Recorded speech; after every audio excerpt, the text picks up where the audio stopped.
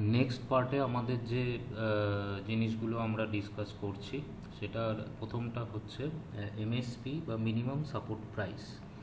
Minimum support price এটার কনসেপ্টটা হচ্ছে যে আজকে যখন চাষি বাজারে কোনো একটা জিনিস বিক্রি করতে আসছে তখন তার প্রাইস যদি সে খুব কম পায় তাহলে তার সুইসাইড করা ছাড়া আর কোনো রকম রাস্তা থাকে না। কারণ চাষি যখন চাষি যখন চাষ করে তখন সে প্রচুর জায়গা থেকে ধার দেনা করে, আদারওয়াইজ সে কিন্তু সাস্টেন করতে পারে না, কারণ তার কাছে সেই মুহূর্তে অত ক্যাশ থাকে না এবং সে সেই ধারটাকে শোধ করবে এই মেন্টালিটিতেই করে যে সে জিনিসটার যাতে সঠিক মূল্য পাবে বাজারে। কিন্তু বিভিন্ন রকমের শক হতে পারে, বিভিন্ন রকমের ঝড়, তারপরে তোমার বিভিন্ন রকম ন্যাচারাল ক্যালামিটিস হতে পারে, অনেক অনেক কিছু হতে পারে, যার ফলে তোমার চাষি যে জিনিসটা প্রডিউস করছে সেই জিনিসটার সঠিক দাম সে মার্কেটে পায় না। তো সেই ক্ষেত্রে গভর্নমেন্ট যেটা করলো সেটা বলল যে চাষির কাছ থেকে তারা একটা নির্দিষ্ট একটা দাম ফিক্স করে দিল, একটা মিনিমাম দাম ফিক্স করে দিল যে দামে এই জিনিসটা বিক্রি হবে। ঠিক আছে, এর ওপরে হতে পারে কিন্তু এর নিচে হবে না। ঠিক আছে, সেই জন্য এটাকে বলা হচ্ছে মিনিমাম সাপোর্ট প্রাইস, মানে এটা চাষিকে সাপোর্ট দেওয়া হলো। এবার এই প্রাইসটা তে যদি লোকে কেনে তাহলে ঠিক আছে, যদি লোকে না কেনে ইন দ্যাট কেস তখন গভর্নমেন্ট অফ ইন্ডিয়াই সেই প্রোডাক্টটা কিনে নেবে চাষির কাছ থেকে। সুতরাং এটা কাইন্ড অফ সোভরেন গ্যারেন্টি। তো 1964 government of India food corporation of ইন্ডিয়াকে সেট আপ করে এবং ডাইরেক্টলি ফার্মারদের কাছ থেকে ফুড কেনা, মানে ফুড গ্রেনস কেনা, তৈরি করা, এই ফুড গ্রেনস কেনা শুরু করে।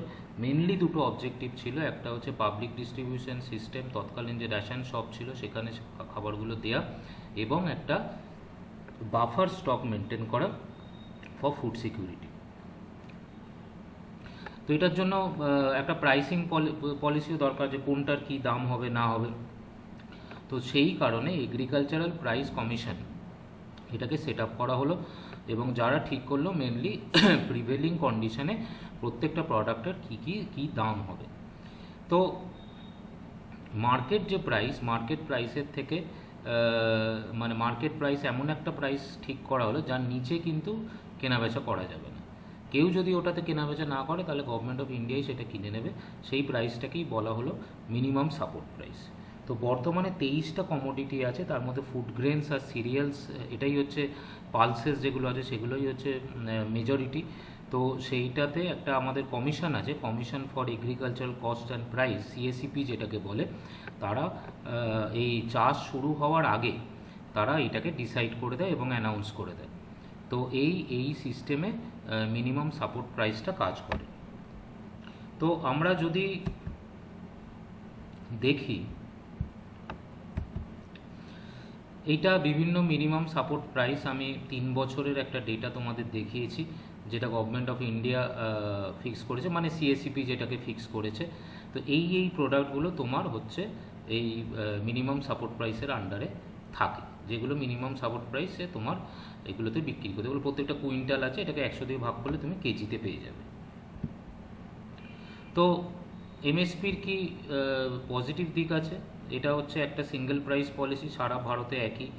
যে কোনো মানে চাষি এটা চাষ করার আগে বুঝতে পেরে যাবে যে তার অ্যাসিওরেন্স আছে জিনিসটা বিক্রি হবে, আর মানে তার কোনো রিস্ক নেই, সে যেটা প্রডিউস করবে সেটা আর কেউ না কিনেও সেটা গভর্নমেন্ট অফ ইন্ডিয়া এই প্রাইসে কিনে নেবে। ফার্মারকে মার্সি অফ দ্য মার্কেটে ছেড়ে দেওয়া হয় না, এটাই ব্যাপার। পিডিএস পাবলিক ডিস্ট্রিবিউশন সিস্টেম যেটা আছে বা বাফার স্টক তৈরি করা যায়, কারণ গভর্নমেন্ট অফ ইন্ডিয়া এটা যখন কেনে তখন মেনলি এই দুটো কাজে তারা ব্যবহার করে।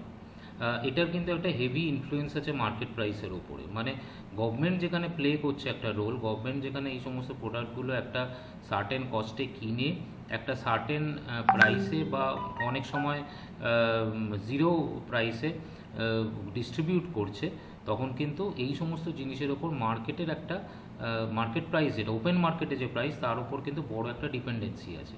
কারণ তুমি দেখো, চাল যদি তুমি রেশন থেকে কেনো আর চাল যদি তুমি ওপেন মার্কেট থেকে কেনো, সেইখানে যদি ওপেন মার্কেটে চালের প্রাইস খুব বেশি হয় তাহলে সেক্ষেত্রে তুমি নিশ্চয়ই তুমি যদি এন্টাইটেল টু রেশন হও তাহলে কিন্তু তুমি রেশন থেকেই নেবে, তুমি কিন্তু ওপেন মার্কেট থেকে নেবে না। এবং ওপেন মার্কেট যখনই সিগন্যালটা পাবে তারা কিন্তু আস্তে আস্তে তাদের প্রাইসটাকে অ্যাডজাস্ট করে নেবে। কিন্তু নেগেটিভ দিক আছে এমএসপির, সেগুলো আমি এখানে বলেছি। এটা কিন্তু এই যে প্রাইস ফিক্স করে দেওয়া গভর্নমেন্টের, এটা একটা শর্ট টার্ম প্ল্যান, এটা কিন্তু লং টার্মে সাস্টেন করবে না। কারণ চাষি দেখবে যে আমি এটুকুই টাকা পাবো, সুতরাং সে তার প্রোডাকশানটাকে ওইখানেই আটকে দেবে।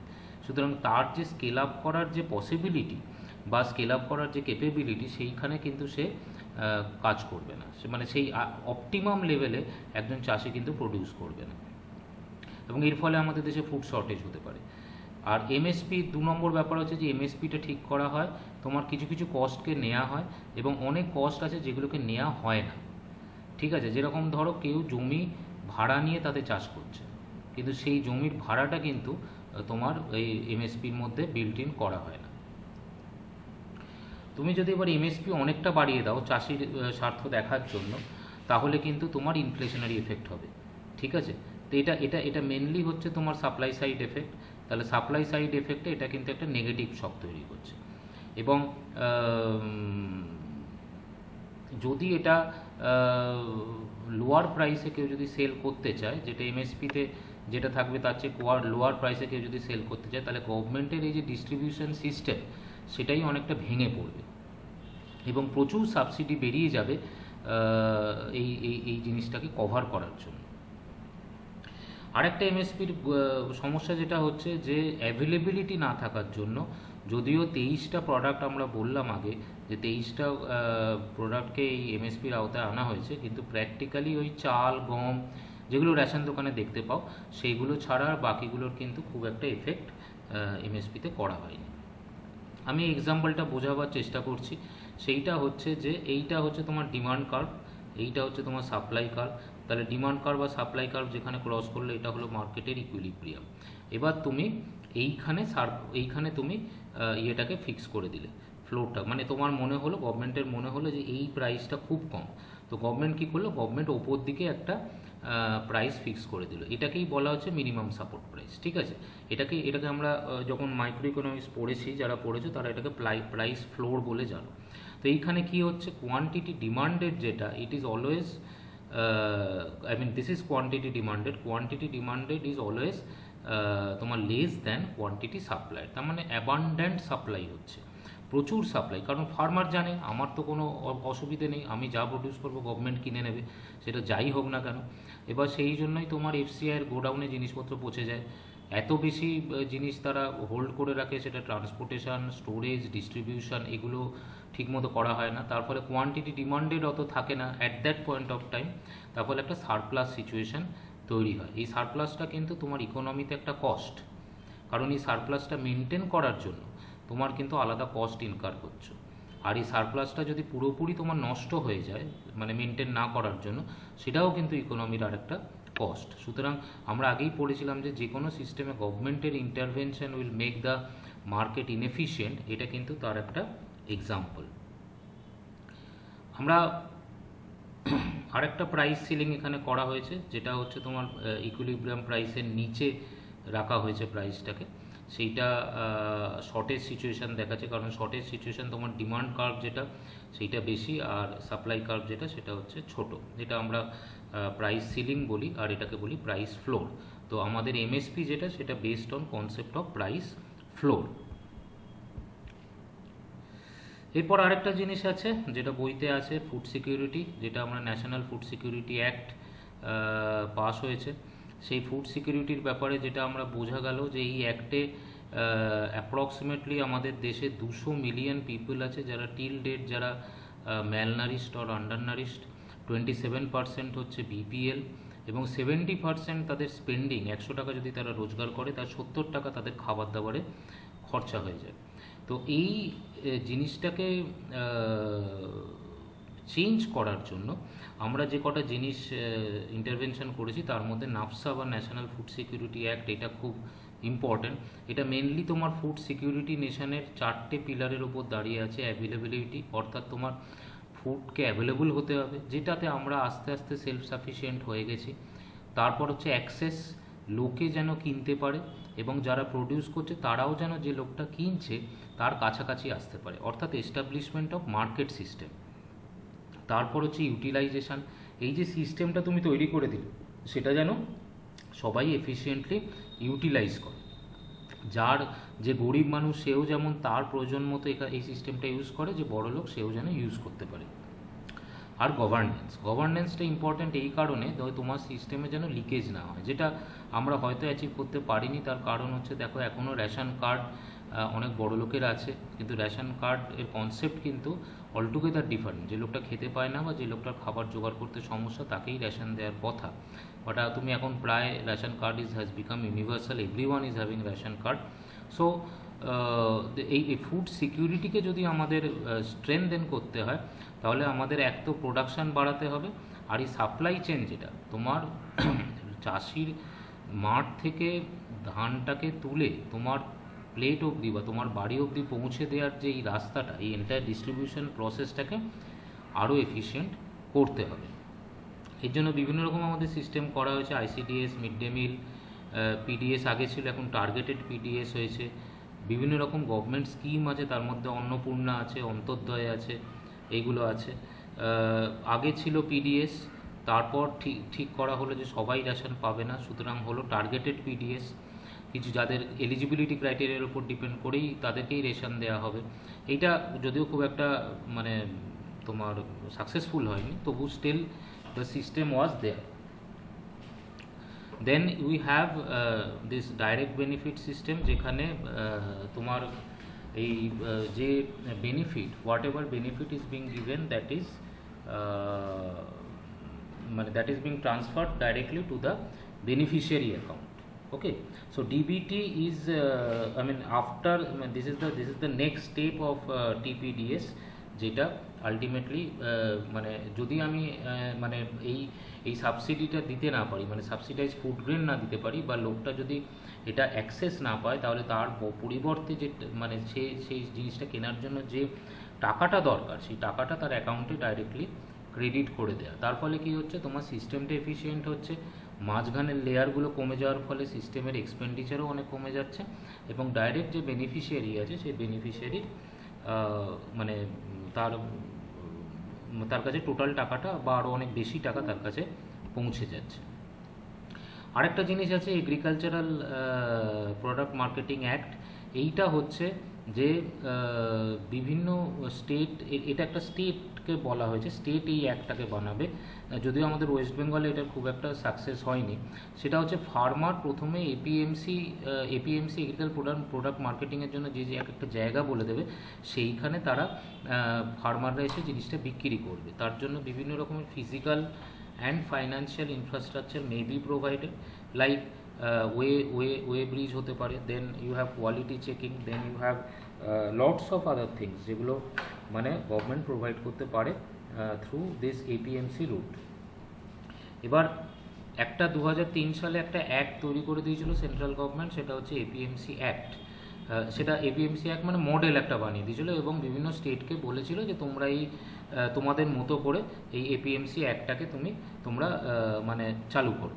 তো সেখানে কিছু কিছু স্টেট করেছে এপিএমসি অ্যাক্ট। এপিএমসির ফলে কি হচ্ছে যে চাষি সরাসরি একটা মার্কেট পাচ্ছে, মানে চাষি তার প্রোডাক্টটাকে নিয়ে কাকে বিক্রি করবে, কোথায় বিক্রি করবে, তো সেইখানে একটা এপিএমসি কাউন্টারে এসে তারা বিক্রি করবে, কারণ ওখানে গভর্নমেন্টের একটা ফিক্সড প্রাইস আছে, সেই এমএসপিতে তারা সেটাকে বিক্রি করে দিয়ে চলে যাবে।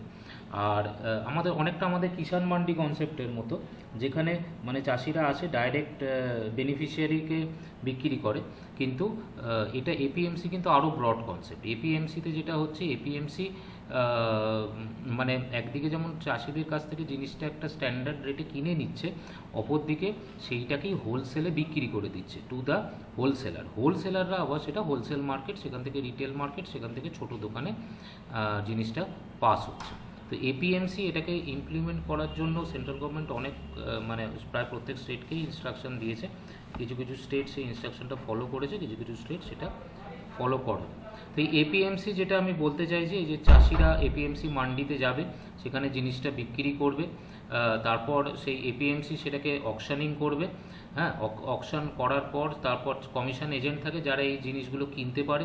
হ্যাঁ, এবং এইটা কেনার পর হোলসেলারের কাছে জিনিসটা বিক্রি হয়ে যায়। এইটা হচ্ছে তোমার APMC model, which is suppose to be done by people, by the state.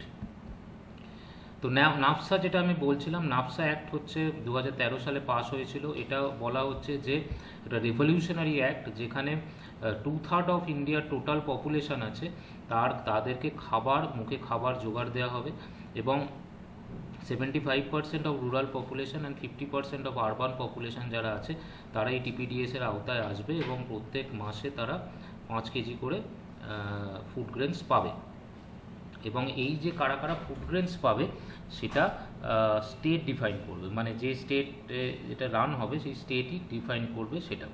R free of cost beneficiary কিছু আছে, সেখানে ফ্রি অফ কস্ট বেনিফিশিয়ারিতে যারা আছে, যারা আইসিডিএসের যারা বেনিফিশিয়ারি আছে, বা মিড ডে মিলের যারা বেনিফিশিয়ারি আছে, বা যাদের বাচ্চা হচ্ছে, তারা যেসব ল্যাকটেটিং এবং প্রেগনেন্ট উমেন ল্যাকটেটিং মাদার্স আছে, তারা 6,000 টাকা করে তারা গভর্নমেন্টের কাছ থেকে পাচ্ছে। এর আগে যেগুলো ছিল সেখানে কিন্তু গ্রিভেন্স রিড্রেসাল ফর্মস ছিল না, তোমরা আগেই দেখেছো, সেখানে গ্রিভেন্স রিড্রেসাল বলে কোনো ব্যাপার ছিল না। কিন্তু নাফসাতে বলা হয়েছে যে একটা গ্রিভেন্স রিড্রেসাল মেকানিজম রাখতে হবে, ট্রান্সপারেন্সি থাকতে হবে। যদি আমি খাবারটা পৌঁছে না দিতে পারি, in that case the monetary allowance will be directly be given to that particular beneficiary. আরেকটা জিনিস যেটা হতে পারে সেটা হচ্ছে যে যদি কেউ মানে এরকম হয় যে সে রেশন দোকান অবধি আসতে পারছে না, মানে due to whatever thing, maybe physical disability or something, তাহলে সেক্ষেত্রে কিন্তু তার বাড়িতে রেশনটা পৌঁছে দিতে হবে। এবং এইটা যাতে মানে সিকিওর থাকে, যেখানে যাতে ম্যাল প্র্যাকটিসেস না হয়, সেই জন্য বায়োমেট্রিক অথেন্টিকেশন থ্রু আধার, সেটাও কিন্তু নাফসাতে বলা হয়েছে। নাফসাতে পাবলিক সার্ভেন্ট যদি ঠিকমতো কাজ না করে, বা অথরিটি যদি ঠিকমতো কাজ না করে, তার শাস্তির প্রভিশনও আছে। এই নাফসা 2013, এইটা কিন্তু তোমাদের এই অ্যাক্ট যেটা আছে, সেই অ্যাক্টটা আমি তোমাদের হোয়াটসঅ্যাপে পাঠিয়ে দেবো। So you will try to read the entire act and you will try to understand what is this all about, because this is very important. In fact আমাদের যে এসডিজি আছে, সাস্টেনেবল ডেভেলপমেন্ট গোল, বা এমডিজি তো শেষ হয়ে গেছে, SDG যেটা হয়েছে, সেখানে কিন্তু কিছু কিছু গোল আছে, যেখানে সেই গোলগুলোকে অ্যাচিভ করার জন্য আমাদের কিন্তু নাফসাটা খুব দরকার। And NAFSA is a revolutionary concept which happened in India, and we should know about the nitty-gritties of this act. ঠিক আছে? So this is in nutshell the entire thing on agriculture. তোমরা যেগুলো যেগুলো বলেছিলে আমি সেগুলো এক্সপ্লেন করার চেষ্টা করলাম। ফার্দার যদি আরও কিছু থাকে তোমরা সেগুলো আমাদের জানাবে। আর যদি এখানে ভালো লাগে তাহলে এই টিনটিনস ক্লাসেস, youtube.com/টিনটিনস ক্লাসেস, এই চ্যানেলটাকে তোমরা সাবস্ক্রাইব করতে পারো। Thank you.